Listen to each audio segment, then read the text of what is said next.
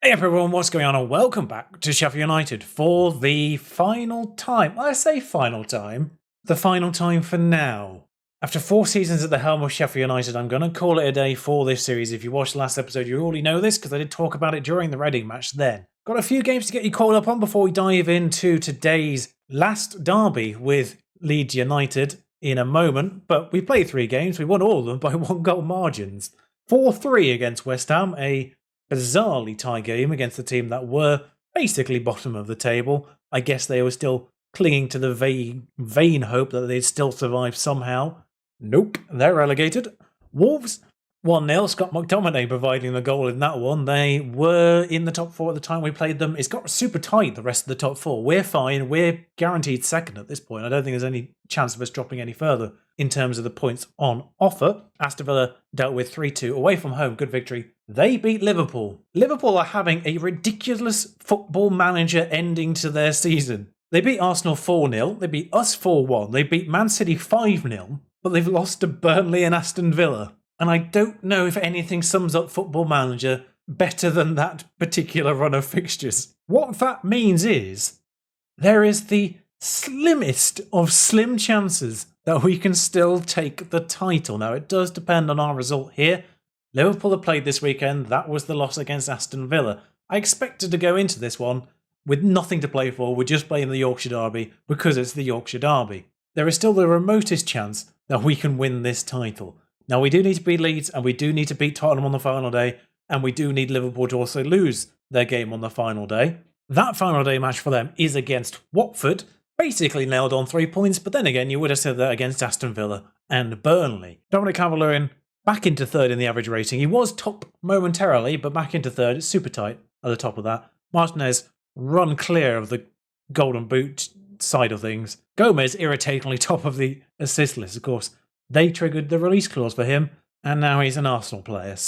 And he's doing well over there. I'm happy for him, really, I suppose, but slightly irritating all the same. Reading also confirmed relegated along with Newcastle. The last few games for Newcastle haven't gone well as we expected. Meanwhile, I'm having a super fun afternoon/evening and trying to dodge all the loud noises that have been happening today. Thankfully, the last recording went in before tree surgery was done outside. Now I'm getting a lot of clanking from my radiators. If you can hear it, I do apologise, but I'm just going to have to power through because I can't just stop and pause every time it starts making a noise. Otherwise, I will be driven insane. Jack, what a way to end the series. A few notable injuries. Sander Burge is out. Carl Walker's now also out. Max Aaron's not quite back yet. Might be back for the final game, Max Aaron's. Along with Jota, of course, who was injured in January. And most notably of all, Neymar, the biggest player in this save. Not available for the final episode. If you thought the first 3 seasons of this series went suspiciously well, now you know for certain that was just sort of luck. Got to be said, not a lot of green. In fairness, there's a lot of green on that bench, not a lot of green on that pitch right now in terms of the last 5 games. Marshall's going to play on left, Radovanovic is going to play up front. So the lineup is going to be Xhaka in goal, Meza, Romero, Fofana, Izzo as the only remaining right back. I'm so glad he's still here. McTominay, Brozovic, Martial, Maddison, Radovanovic, and Calvert-Lewin. I'm not fully certain you've seen Radovanovic play because he was very much a rotation option this year, despite winning European Golden Boy. So I'm kind of glad that you get to see this. Now, the Leeds United side, now managed by Eddie Howe, interestingly familiar, actually. Calvin Phillips still there, Dallas still there, Nohan Kennett, I'm not fully certain, might be there already, it feels familiar to me. Diego Llorente, I think's already there, and Meslier, still in goal. So a few familiar names there, some of them have moved on. And that's how they line up with the other Luis Suarez leading the line for them. I'm not sure if Kenner is a Leeds United player already. I feel like he might have been signed by Leeds in another save, and that's why I'm associating him with the club. But they sit comfortably mid-table. Didn't really mention where they were.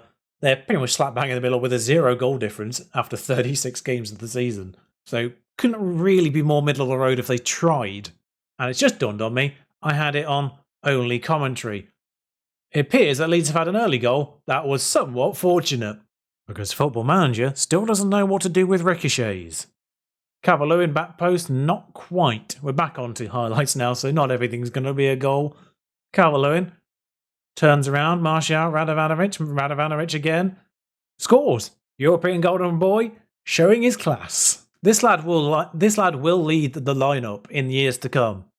I'm not going to do simulations. I'll say that up front right now. I'm not going to retire and do simulations like I did with the last save, and like many people do with their saves. Mostly because I'm not fully certain I will never come back to it in this cycle. If there's an opportunity to come back to this series later down the line, if there's like an interesting, enticing gap between whatever series I'm on and FM22's release, I might return to it, either here or on stream.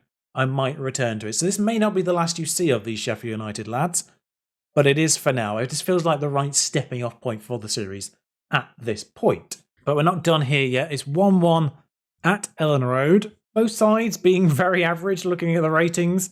A lot of 6.7s and 6.8s to go around. Leeds in possession, but Izzo tackles Phillips with an inch-perfect tackle. Worried it was a penalty for a moment. Dallas on the airs, Chalobah in that.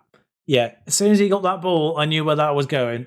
You could just see that. You could just see that one coming. I mean, what an inch-perfect tackle that was by Izzo there, by the way. I feel like that's somewhat overshadowed by what follows. But yeah, as soon as Chalobah receives that ball in that space, you know that's going in the back of the goal. Just call it a football manager's instinct. Football manager's instinct? I don't know how to phrase that sentence properly. Quite even on paper. Also a reminder, anything but a win does mean that we have zero chance at the title on the final day. There is a chance, a slim chance we can set up an interesting final day, but right now that's not happening as Brozovic hopefully starts a counter-attack. Radovanovic in a bit of space. Calvert-Lewin catches his defender sleeping somehow there, and Radovanovic with the assist, Calvert-Lewin with the goal in what is probably a football commentator's worst nightmare, or very at least the text commentary's worst nightmare. Probably took him about 3 minutes to type that highlight out. But Dominic, great finish by Dominic there. I bet they're just glad that Vanya's first name is only 5 letters long. Nice, 2-2. Now we're gone, demand a little more. Izzo, McTominay, Fofana, Romero. I mean, what a player Romero's been. Only got to see him for a season, really. Same with Martial, actually. Both those signings done incredibly well over the year, apart from that one incident from Romero, of course. But both of them done really well over the course of the year. Martial with 33 goals going into this game. Had a bit of a sticky patch of late, but did well in the last game he played. But yeah, Anthony Martial, probably one of the most surprising performers of this series so far. And we're going to have to make a few changes. That midfield, I mentioned it at the end of last episode, that midfield still has a significant amount that it could be improved by, I feel like. But McTominay is going to have to come off here. And there's about 8 people who can come on for him at this stage. Any of these 4 that have been highlighted. I think I'm going to bring Palacios on and swap the pair over. I mean, Brozovic hasn't been great either. I wish I had someone I could bring on for Izzo, but there's no other right-backs. I'm just going to have to slam Dani Ceballos into the ball-winning midfield role. He's not great at it, but he's going to have to do for now. I suppose I could maybe see if one of these midfield defenders could go forward a little bit, but I don't think there's much of an opportunity there. Madison Furcado for the last 5 minutes as well. Not had a bad game, not had a great game. Late throw. Izzo. High and lofted. Headed clear. Suarez gets... Oh, Ceballos. 2 stars as a ball-winning midfielder. My arse. Blimey, what a tackle that was. Palacios.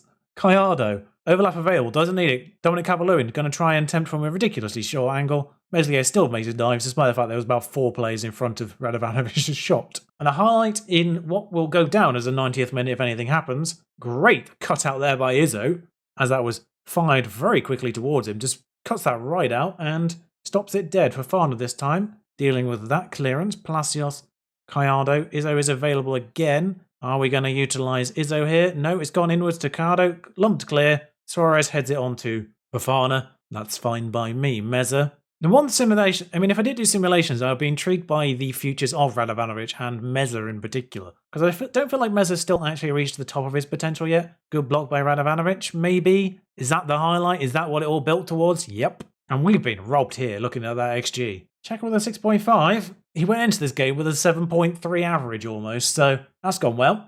But Radovanovic with a goal and an assist, I'll be honest, at this point, I'm just really enjoying saying the name Radovanovic. But that gives Liverpool the title, of course, so nothing to play on the final day. I'm not going to bring you, I'll just bring you the most highlights of highlights. And we actually have to pay Partizan 2.1 million for that. I mean, considering that he's cost at this stage 4.6 million in total, 7.81 in the 10 appearances he's made. Should I have been using Radovanovic? Okay, that's the first time I stumbled on his name, but should I have been using Radovanovic more? He's had 11 goals and 11 starts in total. And no, Kenner is Leeds. I'm not going crazy. Thank God. It's just dawned on me that performance by Dominic Calvert-Lewin might have put him up in the average ratings a little bit, not by much, seemingly. Could do it with a stellar performance on the final day, though. A 7.8 was enough to bring that up by 0.02, and he needs 0.004 more. A 9 or a 10 on the final day? Could see it. And that realistically is the only thing we're playing for on this final day. Inter Milan have won the Italian Serie A, by the way, by 10 points. Feels slightly less bad about losing to them now. Still very annoyed about the way it happened, though. Wolves won, Newcastle won. Who says Football Manager isn't realistic? Wait, hang on. Liverpool lost to Aston Villa and Burnley. Huh. What a coincidence. Actually kind of fascinating reading on the transfer spend. I don't normally bring you things like this, but two teams made a profit, Everton and Tottenham. Neither of them in the European picture this year, but Manchester City spent 124 million net this year. Chelsea spent 84 million net, there or thereabouts. Aston Villa, Man United and Arsenal all with about 57 million pounds net loss. And Liverpool with about 52 net, all of them more than we spent net. The word net has lost all meaning now. And just under 50 million for us, 49, basically 48.88. Burnley spent 40 million. Good lord. But it is interesting, the massive spenders not really improved. If anything, Manchester City have gone backwards. Clearly, Kyle Walker was the linchpin. That being said, there's still a chance for Manchester City and Wolves to get European football again. Wolves the big surprise in that transfer spend, by the way. Didn't highlight them there, but they did about a single digit's worth of net loss. And funnily enough, Tottenham Hotspur here, not going to show the entire match like I said, but they're currently being managed by Marcelo Bielsa. The Leeds connection all the way through this episode. He's retiring at the end of the year, though. So on the final day, the only thing really worth paying attention to is any match involving Arsenal, Chelsea, Wolves, Manchester City, Manchester United, and Aston Villa, realistically. Newcastle play Manchester United, so you'd think they'd do it. Arsenal versus Wolves is really the big one there. And Manchester City versus Aston Villa. Manchester City chasing Champions League football themselves, but with a loss could deny Manchester United any European football at all, but that would require Newcastle beating Manchester United, which is super unlikely to happen. Boy, interesting thing to note, Curtis Jones ahead of Neymar in the inverted winger role. Catch a reminder, he's here for 21 grand a week. I can only presume it's the English thing adding a little bit to his star rating, because he's not even been performing that well. And with literally nothing to play for, Thiago's going to start this one as well, a young player who you've not seen, realistically. Romero stays because he's the best defender we have. I don't know what the opposition is with putting Badiashile in ahead of Romero all the time. I think it's just simply the fact he's left-footed. Curiously, it did put in Calvert-Lewin as the attacking playmaker over Maddison. I did quick pick that just to see who they thought my best 11 was. I don't agree with that idea, but Xhaka will be in goal. Meza will be at left back. I did mention Meza last time round as a player I'd like to see in the future. Like, he's 4 stars now according to the current rating as a just regular wing back. But potential's still there, seemingly. He's a determined lad, listed as a wonder kid in the media description, but those physicals are really good, those mentals, and those technicals are getting better every time as well. I look at them. Marking's going up seemingly, crossing's going up, first touch is going up, so composure's going way up apparently. Some nice up arrows there in key areas. Acceleration.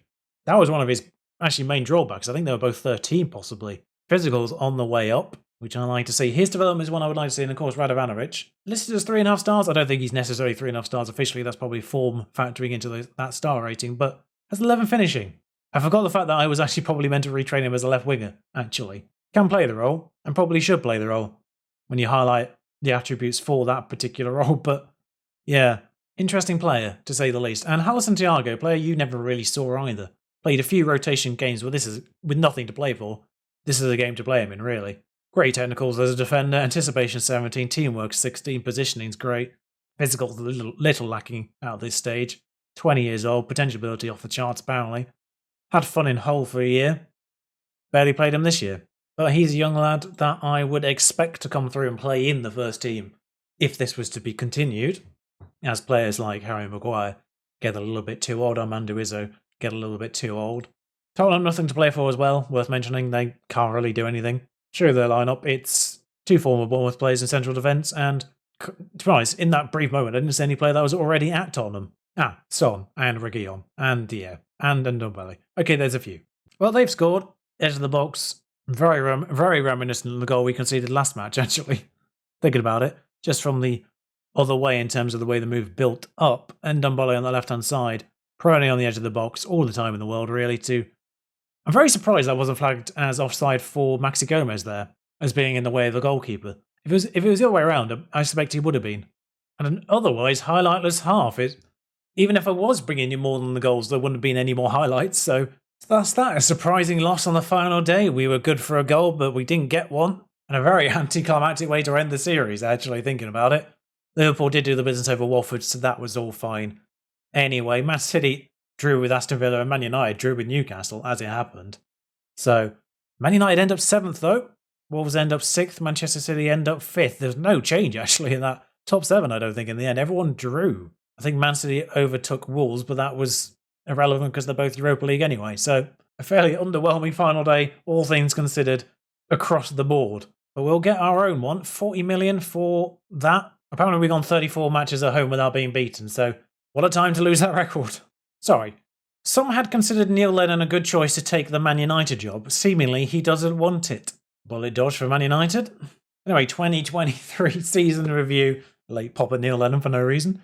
Let's see what the game makes of our season. The new arrivals. Anthony Martial leading that bunch with 7.26 average rating, 33 goals, 15 assists, not to be overlooked either. 53 million he cost. 53 million well spent. Opportunistic strike. Good. 44 games for Christian Romero. 7 goals. 7.13. Harry Maguire. No goals. 1 assist. Oddly. 23 games. Very much paid for the privilege of Harry Maguire. 44.5 million. And a stupidly expensive contract. Did well though. Max Aarons also did well at right back. 7.07. Only the 6 assists. Worth noting by the way, last time. I pointed out that Kyle Walker had no assists in 8 games. He got 2 in the game that followed. Scott McTominay did really well in that ball-winning midfielder role. Considering the midfield role is typically quite problematic as a whole, the fact he got shy of a 7 is quite good. 29 games started, 12 off the bench. Honestly, one of the best bargains we've had in the entire series. Just shy of £90 million spent on him.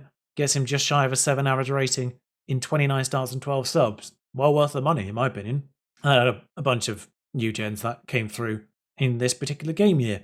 And would have been very interesting to see these lot develop if we continue, particularly our Fazzi, the goalkeeper, who already has a cap for Israel. He would have been one for the future, one to pay attention to. Everything's on the rise. Only 5'11" though, it might have been a bit concerning. Why is he highlighting the Carabao Cup? Premier League first, B- apparently, for second, despite the fact that was what they wanted from me. In fact, they wanted me to qualify for the Euro Cup, not the Champions League, and yet I get a B-. Average home attendance is 31,096%. That expansion was happening to about 42,000, I think it was, the expansion. So that would have gone through if we'd got another season. 22 goals for Anthony Martial in the league. Can't really complain with the Can't really complain too much with the Premier League. Can't really complain too much. The board's expectation was first knockout round, which kind of said a lot about the squad quality, really. Neymar aside, I said at the end of the last one, I didn't think we had enough for the Champions League, and I'd say we're about a season or 2 from being in a position to have a side that is probably likely to win a Champions League. There's always the off chance that you get a good run, but realistically, I did think we were a year or 2 away from being a proper contender. When you look at the quality of like Liverpool and the fact they got knocked out before we did, or the same time we did anyway. FA Cup, that was weird. Carabao Cup, won. C+ for winning it. Interesting enough, Brighton were the first match we had in the Carabao Cup, and they were the ones who knocked us out of the FA Cup, so they got their revenge. Our run for the Carabao Cup was quite dramatic. We actually beat Liverpool in that, Spurs, City twice, and then United. And of course the Community Shield eluded us again. Moments to remember, 9-0 versus Newcastle, apologies for that Newcastle. 4-0 is the one to remember over Arsenal, and 1-0 goal of the season, Maddison. We'll check that out afterwards because I can't click on it right now. We will watch that because I seem to remember it. Financially, we're doing all right, though. I think no new sponsorships, though. Everything, although the sponsorship's gone up. I guess we had all the sponsorships last year. Neymar, unsurprisingly, the biggest shirt seller. Martial, Cavalier, Maddison, Burge on that. And this is our best 11, according to the game. Xhaka in goal. Meza left back. Fofana and Romero, the wrong way around, in central defence. Aarons, Burge and McTominay in the middle. Neymar and Gallardo, interestingly, taking the right-hand-sided position, not James Maddison. Only 12 starts and 15 subs for Gallardo, but he does take that role. Curious. And I got September and November's awards. Xhaka got 23 clean sheets, which I think is a record for us. Martial was a record fee for us. And McTominay, 20 yellow cards, 1 red card. Worst discipline. Ball-winning midfielder, what do you expect? Fans player of the season is Calvert-Lewin. Young player of the season is Esposito. Signing of the season is Martial. Goal of the season is Madison, we saw that one. Top goal scorer Martial. Most assists Neymar with 19 in total. Most player of the match is Calvert-Lewin. Highest average ratings Calvert-Lewin. And most passes completed per 90 minutes. Scott McTominay.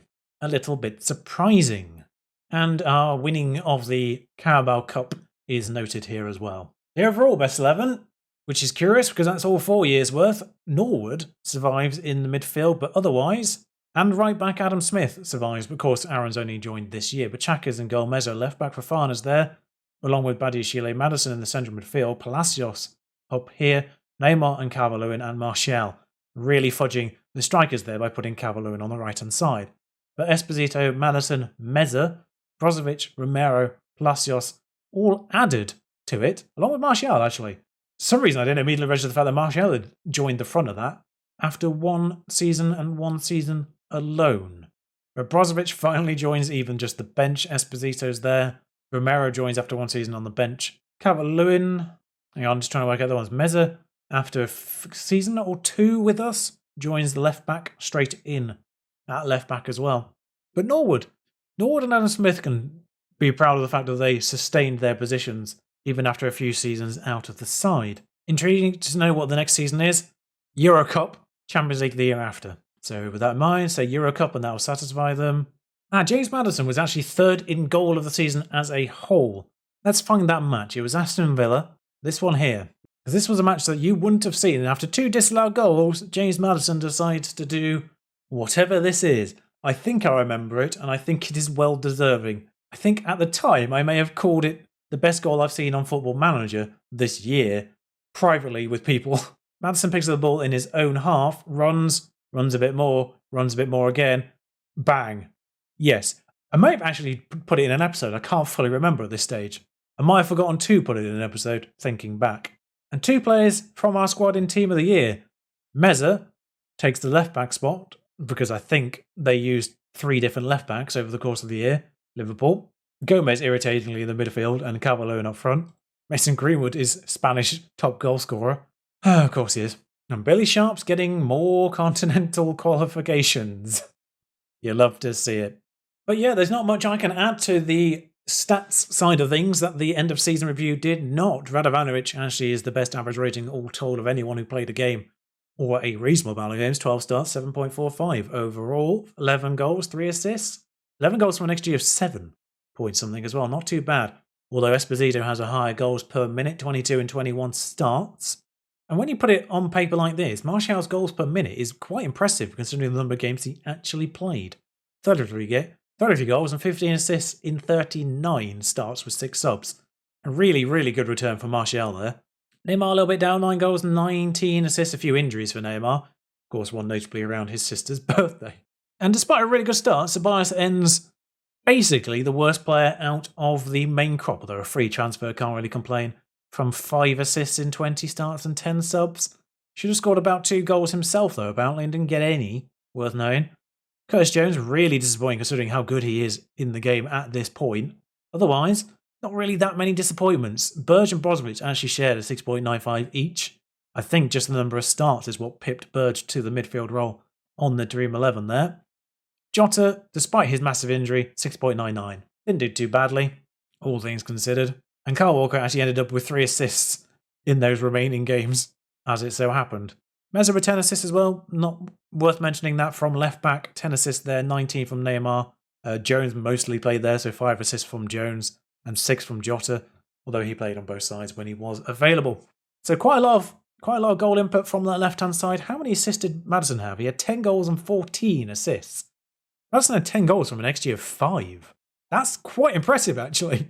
Not as bad as it first seems. I guess the games that he didn't perform in, he just really didn't perform in, because that's quite a good return. 10 goals, 14 from a attacking midfielder. We'll take that. But that is it for Sheffield United for now. I will see you again very soon. At the time of recording, still haven't decided if I'm going to take a week away just to get everything prepped and polished as I possibly can for the new series. The team is already decided. The thumbnail is pretty much already done. I am very excited to be in a different country for the next save. I'm returning to a country I've been to before, this time with a club and a location that I'm quite fond of. I will see you for that very soon. But from Sheffield United, as the board said for the last couple of episodes, thank you. If you've not followed, if you've not subscribed, I know the right words. If you've not liked the video, if you haven't done any of those things just yet, do them now. Because you want to know when the new series drops. I'm going to be putting everything I have into it. Until then, ciao.